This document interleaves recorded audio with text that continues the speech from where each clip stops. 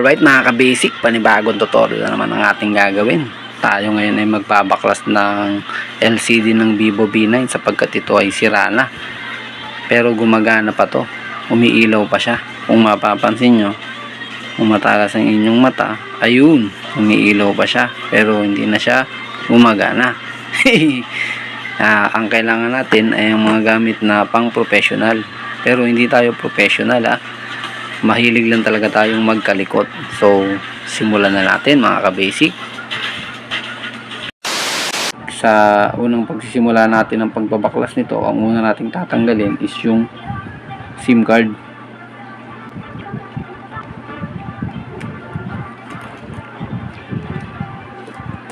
Tapos dito sa Vivo V9 meron tong tornilyo na dalawa dito. Sa case nito is wala na siyang tornilyo, kaya tutungkabin na natin.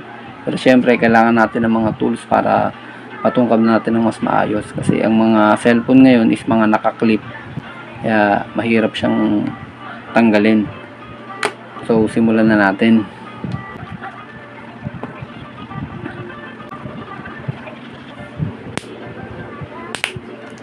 Yan, naririnig niyo yung clip.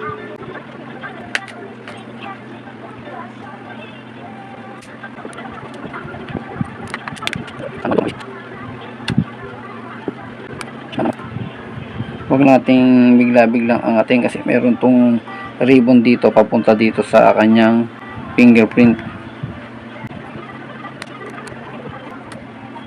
Yun sinasabi ko. Ito, gamitan natin ng Phillips screw.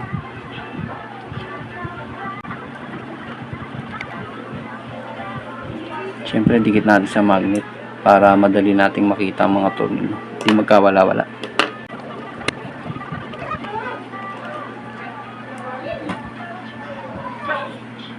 Ibabalik din natin to.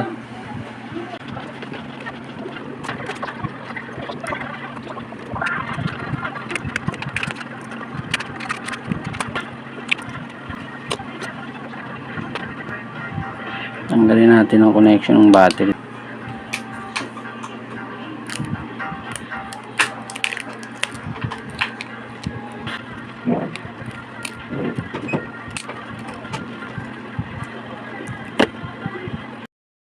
So yun mga ka-basic, na-access na natin ang likod, natanggal na natin ang ribbon wire para madali natin itong mailabas, papalabas dito. Pero syempre bago natin mailabas, gagamitan natin ng hot air para lumambot yung mga dikit nya. Iikutan natin to para matanggal natin ang LCD. So simulan na natin.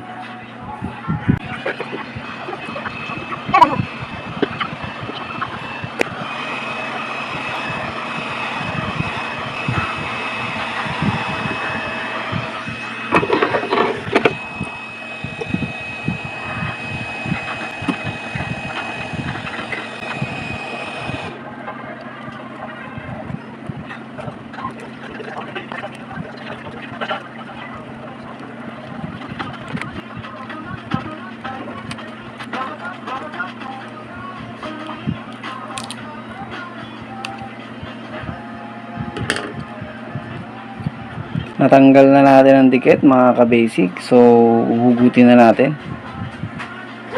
Yan Then hihintayin natin yung order natin na dumating. 2,000 years later.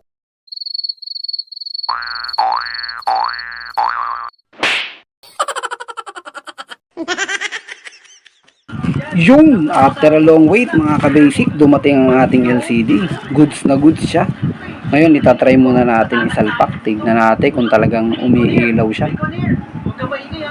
Ito, ilipat natin to dun sa bago.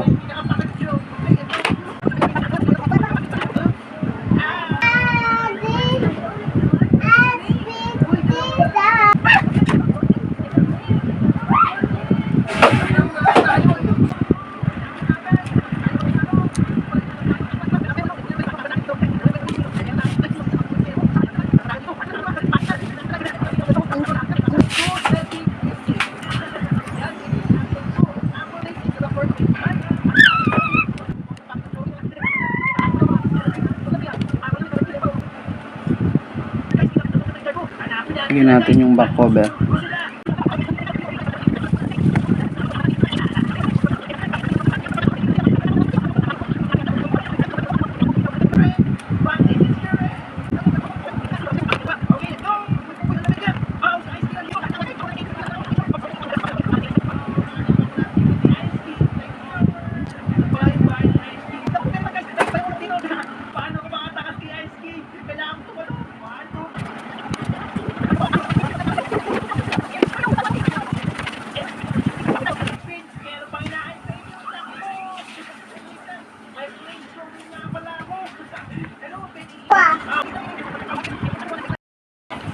Bago pala natin i-finalize mga ka-basic, lagyan to ng pandikit tong pinaka LCD. Try muna natin kung nabubuhay at natatouch.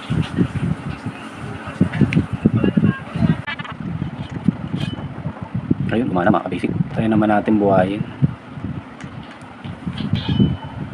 Yun, gumana.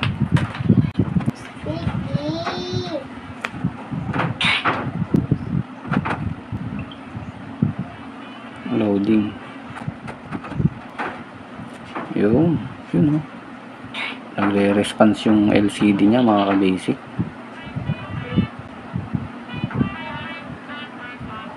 Ayun natin yung mga letra.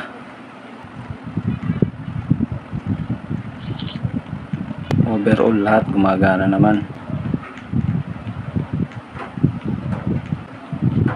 Yun. I-final na natin ikabit.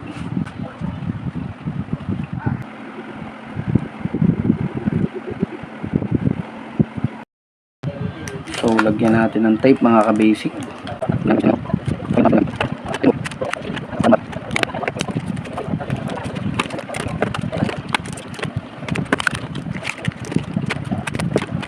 Nailapat na natin mga ka-basic. So, kahit mga 5 oras o ano, pwede nyo nang tanggalin to. Mas maganda, isang araw bago nyo tanggalin tong tape na to. Para mas kumapit. Testing natin.